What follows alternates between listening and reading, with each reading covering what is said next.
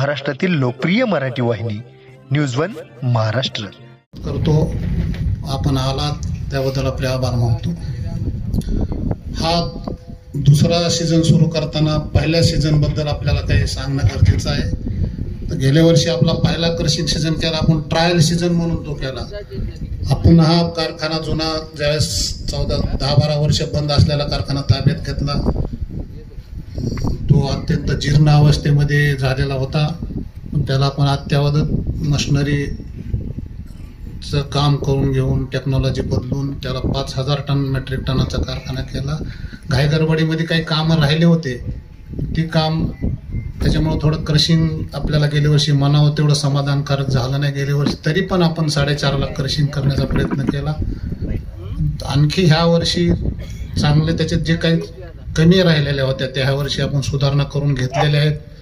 गव्हाणीची लांबी वाढवून घेतलेली आहे, टेक्नॉलॉजीमध्ये बदल केला आहे, मिलमध्ये बदल केला आहे, बॉयलरमध्ये बदल केला आहे। त्याच्यामुळे ह्या वर्षी निश्चित आपण कारखाना 6 लाख क्रशिंग पूर्ण करू। गेल्या वर्षी आपण शेतकऱ्यांना म्हणलं होतं मी की आम्ही प्राथमिकता शेतकऱ्याचं पेमेंट वेळेवर देण्याचं करू, दुसऱ्यांदा वाहतूक ठेकेदाराचं पेमेंट वेळेवर देऊ, ऊस मजुराचं पेमेंट वेळेवर देऊ, कर्मचाऱ्याचं पेमेंट वेळेवर देऊ आणि राहिलं नफा तर ठेवू, नाहीतर शेतकऱ्याचं हास्य हीच आमचं नफा असं समजू। त्या पद्धतीने आम्ही गेल्या वर्षी काम केलं। गेल्या वर्षी आम्ही निश्चित वेळेवर पेमेंट 15 दिवसात शेतकऱ्याला देण्याचा प्रयत्न केला। गेल्या वर्षी आम्ही कर्मचाऱ्यांना वेळेवर पगार देण्याचा प्रयत्न केला, ऊस ठेकेदार ऊस मुकदमाचं पेमेंट वेळेवर देण्याचा प्रयत्न केला। कारखाना बंद झाल्याच्या नंतर FRP प्रमाणे पेमेंट FRP पेक्षा 60-70 रुपये मेट्रिक टनाला आम्ही जास्तीचे दिले आणि ह्या गेल्या वर्षी आम्ही पूर्ण विश्वास शेतकऱ्यांमध्ये संपादित केला। पण त्या कामाबद्दल आम्ही पण समाधानी नाहोत, आम्हाला पण त्याच्यामध्ये आणखी समाधान मिळालेलं नाही। 2400 रुपये भाव बीड जिल्ह्यामध्ये दिला, हा चांगला भाव दिला असं लोक म्हणतात, पण त्याच्यामध्ये मी समाधानी नाही। मला आणखी जास्तीत जास्त भाव ह्या सीझनमध्ये आपल्याला देण्याचा प्रयत्न करायचा आहे। आणखी ह्याच्यामध्ये ह्या सीझनमध्ये आता गेल्या वर्षीचा सीझनचं जे बोलल्याप्रमाणे आम्ही केलं, तर ह्या वर्षी ह्या सीझनमध्ये पण तीच प्रथा ठेवू आपण, कायमची प्रथा ती राहील। शेतकऱ्याला वेळेवर पेमेंट दिलं जाईल, 15 दिवसामध्ये शेतकऱ्याला पेमेंट कसं मिळेल 80% ह्याचं बघितलं जाईल। कारखाना बंद झाल्यावर उर्वरित FRP 15-20 दिवसात कशी दिली जाईल ह्याची दक्षता घेतली जाईल। कर्मचाऱ्याचं पेमेंट वेळेवर केलं जाईल, दर महिन्याला पगार आपण इथं करतो, कर्मचाऱ्याचा PF दर महिन्याला आपण त्यांचा भरतो। त्याच्यामुळे कर्मचाऱ्याचं काय अपघाती काही झालं, नुकसान झालं, तो रिटायर झाला तर त्याला एक चांगली रक्कम आपण इथून मिळवून देण्यासाठी त्याच्यासाठी काम करतो। सर्व घटक ह्याच्या मधला सुखी झाला पाहिजे यासाठी आम्ही काम करत राहू। आणि इथून पुढे जी काही आता साखर कारखाना ह्या वर्षी जी क्रशिंग होणार आहे त्या क्रशिंगमध्ये आपण मी म्हणलं तुम्हाला गेल्या वर्षीचा जरी भाव लोकांना वाटत असेल की एक नेकेड कारखाना असून सुद्धा आम्ही 2400 रुपये भाव दिला, राजसाहेबांनी समाधान व्यक्त केलं।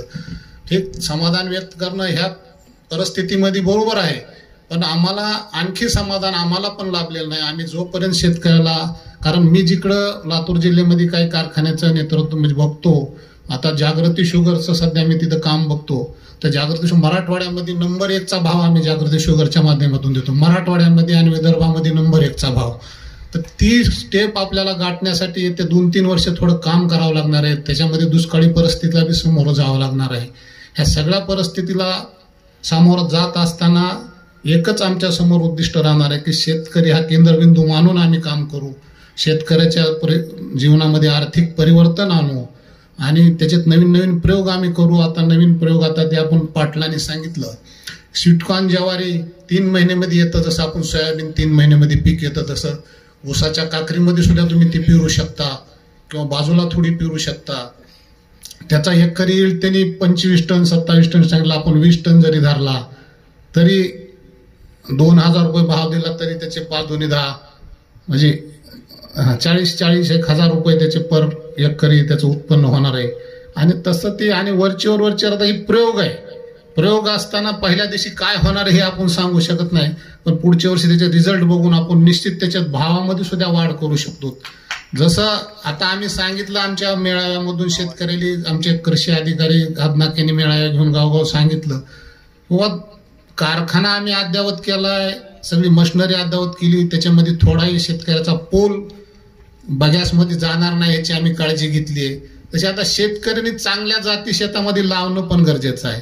तर त्याच्यासाठी आपल्या भागामध्ये कसं आहे, आता महात्मा फुलेनं विकसित केलेली जी 10,001 जात आहे ती जात जास्तीत जास्त लोकांनी लावणं गरजेचं आहे. ज्यावेळेस एखादा शेतकरी 5 एकर ऊस लावण्याचं नियोजन करतो त्यावेळेस त्यानं 2.5 एकर 10,001 लावा, 2.5 एकर 86-032 लावा. ह्या जातीच्या व्यतिरिक्त आता सुधारित जात सध्या अजून डेव्हलप नाही, पण नवीन काही आल्या तर आम्ही आपल्यापर्यंत निश्चित पोहोचू.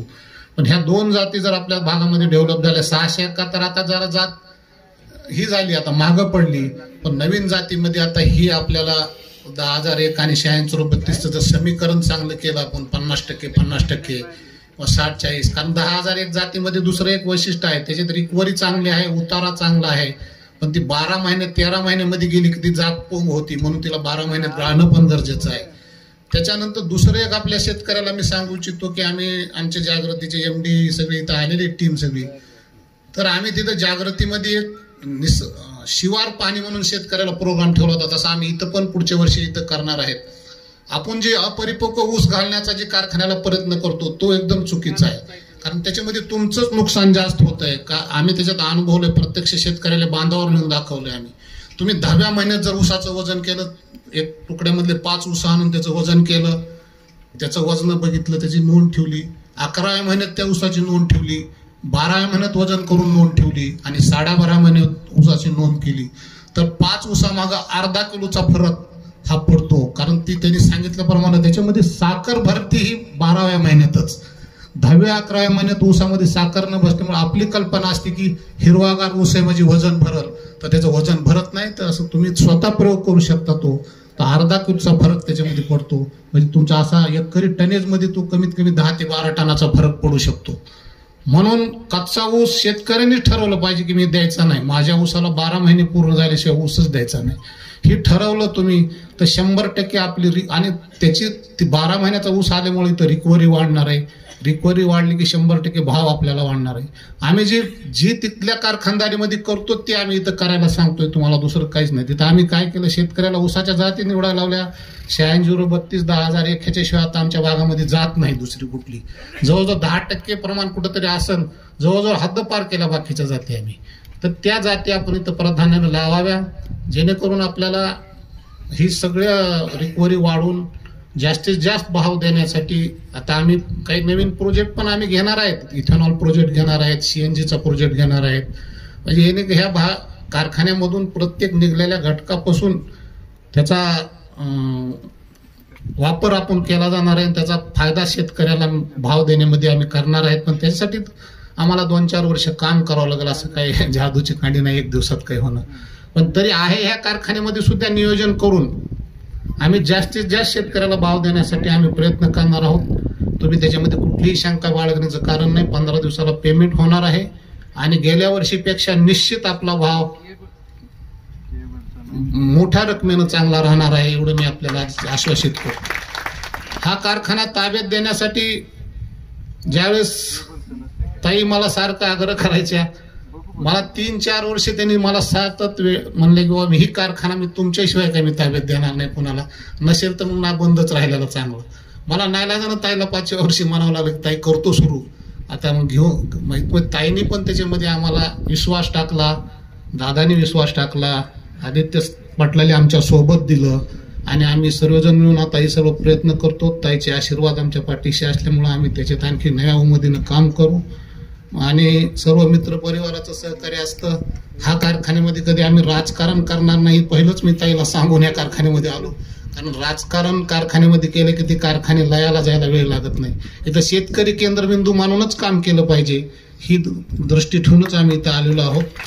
त्याच्यामध्ये राजसाहेब देशमुख असतील, राजेश्वराबा असतील, राहुलभाई सोनवणे असतील, हे माझे लहानपणापासूनचे सगळे मित्र कंपनी आहेत. म्हणून मी त्यांना आज प्रमुख पाहुणे म्हणून कार्यक्रमाला बोलवलं. बोधले महाराजाचे आशीर्वाद आम्हाला कायम असतात. वारकरी संप्रदाय, मी पण महिन्याचा वारकरी आहे महाराज पंढरपूरचा, त्याच्यामुळे त्यांचे आशीर्वाद आम्हाला कायम लाभलेले आहेत पूर्वीपासूनच. सर्वांचंच मी आभार मानतो. आणि एक राहिलं कर्मचाऱ्यांचे, आता ह्या वर्षी तसं कुठंच महाराष्ट्रामध्ये पहिल्या वर्षी कुणी बोनस कर्मचाऱ्याला देत नाही. पण मी परवा आमचं प्रवीणशी आणि आमचे मुजावर साहेबाशी चर्चा केली. बाकी न करत असू द्या, पण आपण पांडा पाडू म्हणलं की पहिल्या वर्षीचा आपण कर्मचाऱ्यांना बोनस देऊ. म्हणून आम्ही 1 महिन्याचा पगार 8.33% बोनस आपल्याला ह्या दिवाळीला देण्याचा आम्ही जाहीर केलेला आहे. तरी देणं आपण लागतो आणि ते फेडलं पाहिजे.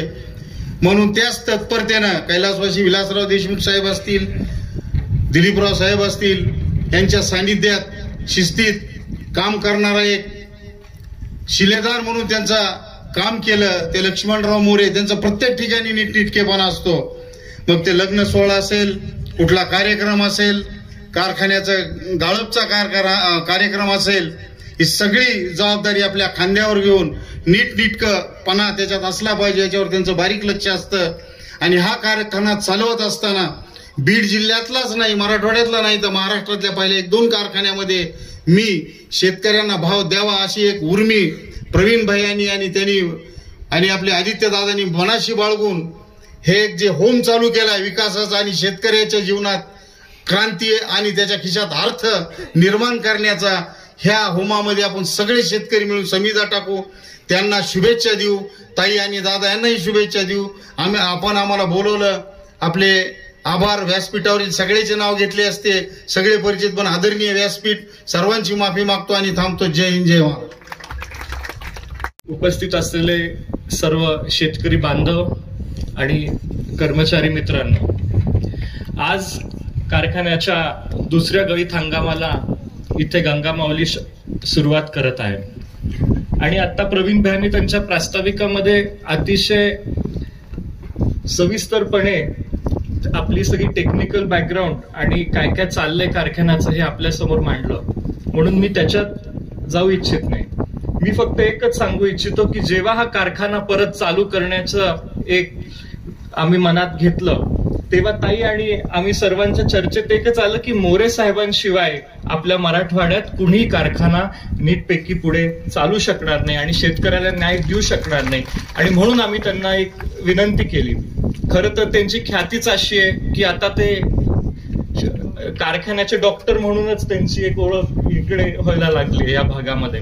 म्हणून मोरे साहेबांनी ते स्वीकारलं चॅलेंज. अतिशय चांगल्या पद्धतीने गेल्या 2 वर्षापासून हा कारखाना त्यांचं मॉडर्नायझेशन असेल किंवा त्याच्यात नवीन नवीन कुठली टेक्नॉलॉजी आणायची असेल, त्यात नेहमीच मोरे साहेब अग्रेसर राहिलेले आहेत. आणि त्यांनी ते ह्या जिल्ह्यात आणलं आणि आपल्या कारखान्याने 4.25 लाख टन क्रश केलं. त्यासाठी मी गंगामाऊलीचे आभार मानतो आणि ताई, दादा, आपण सर्वांचेच आभार मानतो. कारण एक शेतकऱ्याला आपण पाहिलं तर आपल्या जिल्ह्यामध्ये ह्याच्या आधी सारखं राजकारणासाठी लोक वापरत होती. आणि गंगामाऊली शुगर एकच असं कारखाना आहे आपल्या जिल्ह्यात जे कुठे गट तट बघत नाही, जातपात बघत नाही, फक्त एकच बघतो की तो कष्टकरी शेतकरी आहे का नाही आणि त्याचा ऊस आपण आणण्याचं काम इथे करतो. आणि म्हणून मी आज एकच सांगतो की ह्या कारखान्याला जेव्हा आपण ऊस देऊ तेव्हा कुठलंही इथे राजकारण होणार नाही. सर्वसामान्याला न्याय देण्याचं काम, सर्वांचं एक आर्थिक सुबत्ता आणण्याचं काम गंगामाऊली शुगर येत्या काळामध्ये हे करणार आहे.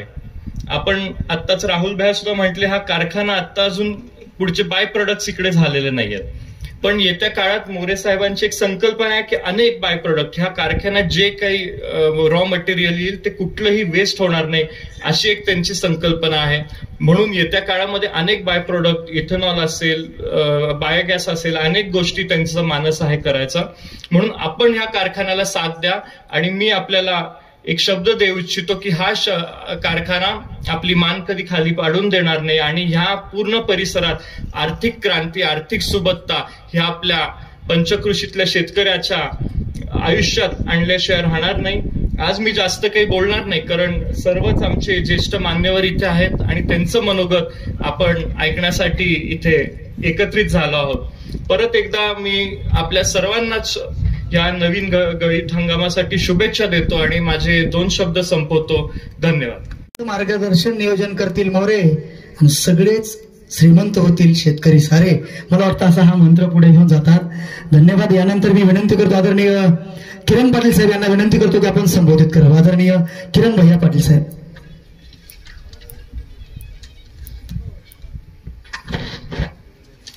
आजच्या या Gangamauli sugar and allied industries private लिमिटेडच्या दुसऱ्या गळीत हंगामाच्या कार्यक्रमासाठी उपस्थित असलेले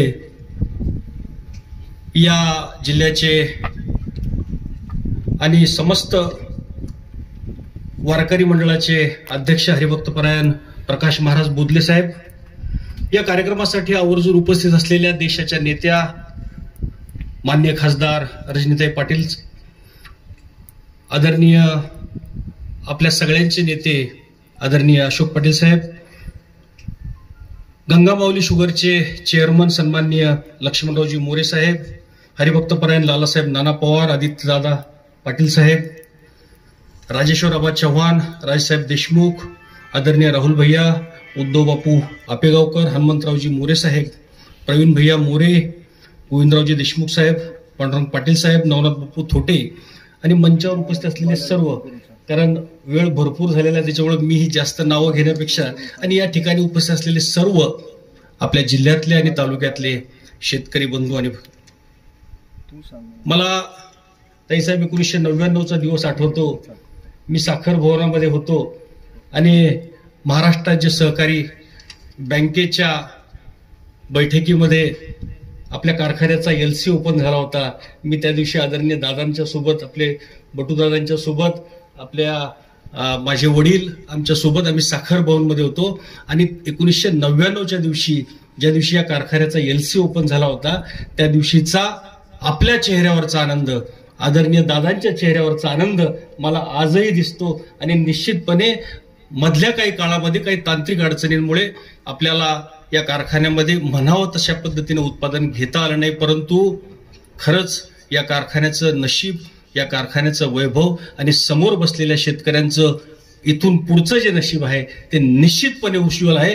कारण या कारखान्याची धुरा आज आदरणीय लक्ष्मणरावजी मोरे साहेबांनी स्वीकारली. आणि मी आज प्रवीण भैयांचं भाषण ऐकलं. प्रत्येक गोष्ट आणि प्रत्येक शब्द हा अभ्यास पूर्णपणे त्यांनी मांडला आणि खरंच पुढचं जे उज्ज्वल भविष्याचं जी नांदी आहे ती त्यांच्या भाषणातनं, त्यांच्या प्रास्ताविकातनं आपल्याला आज बघायला मिळाली. आणि निश्चितपणे मी, माझी सासूरवाडी याच तालुक्यातली, माझ्या मामाचं गाव याच तालुक्यातलं, माझं आजोळ याच तालुक्यातलं, माझे गावही याच तालुक्यातलं, त्याच्यामुळं मोरे साहेब मी बघतो शेतकऱ्यांच्या मनामध्ये आपल्याविषयी जी आत्मीयता ना, आपल्याविषयी जे प्रेम निर्माण झालेलं आहे ते प्रेम निर्माण करण्यासाठी आयुष्यामध्ये विश्वास द्यावा लागतो. आणि आपण आपल्या कारखान्याच्या माध्यमातून तो विश्वास देण्याचं काम आपण केलं. फार मोठं लांबचं भाषण देणार नाही, पण हा तसा दुसराच गळीत हंगाम आहे. तसं दुसऱ्याच गळीत हंगामाला वेगळ्या वेगळ्या आयडिया मोरे साहेबाच्या सुरुवात झालेल्या आहेत. आता आणलेले नावातच पांडुरंग आहेत आणि मोरे साहेब ही सगळं पांडुरंगाला समोर धरून सगळं काम करतात. एक लक्षात ठेवायचे, या भागामध्ये लक्ष्मणराव मोरे साहेबांवर या भागातल्या सर्व शेतकऱ्यांचा पांडुरंगासारखा विश्वास निर्माण झालेला आहे. ही सर्वप्रथम एका गळीत हंगामातली झालेली ही खरी क्रांती आहे. या ठिकाणी तसं लक्ष्मण म्हणजे शक्ती आहे आणि ताई आणि दादा म्हणजे युक्ती आहे. त्याच्यामुळे आता कुणालाही काही कम पडणार नाही. नव्या नव्या आयडिया येतील, नवे नवे प्रचंड पैसे येतील. तुम्हाला काही दिवसांना पैसे घ्यायचा कंटाळा येईल. एवढी मोठी आर्थिक क्रांती या साखर कारखान्याच्या माध्यमातून होणार आहे. आपण आणि मी मुद्दाम अभिनंदन करतो या ठिकाणी मोरे साहेबाचं की गेल्या वर्षी बीड जिल्ह्यामध्ये बोटावर मोजण्या इतक्या साखर कारखान्याने स्वतःचा एकच मूल्यमापन सांगितलं की सगळ्याचं लक्षात येईल. काटा चेक करून घेतला. काटा चेक करा दरवर्षी येतात, फक्त मोरे साहेबांनी सांगितलं आमचा काटा चेक करा. आणि तुम्हाला मुद्दाम आवर्जून सांगतो, 1 टन कारखान्याचं मोजताना पांडुरंगाच्या कृपेनं मोरे साहेबांचं किती बारीक लक्ष, 15 किलो एका टनाला जास्त निघाला काटा, 1 टनाला जास्त निघाला. एवढं चांगलं बारकाई लक्ष ही लक्ष्मणराव मोरे म्हणजे पांडुरंगाची प्रतिकृती आहे. या ठिकाणी अतिशय सर्वसामान्य माणसाला आता तुमच्या जीवनामध्ये आर्थिक क्रांती झाली पाहिजे आणि प्रत्येक माणसाला पैसे भेटले पाहिजेत. आणि बीड जिल्ह्याचा ऋण फेडण्यासाठी ताई, दादा आणि मोरे साहेब यांच्या प्रामाणिक हेतून आपण सर्वांची आर्थिक परिस्थिती जोरदार होईल एवढंच या प्रसंगी बोलतो आणि थांबतो. जय हिंद, जय महाराष्ट्र.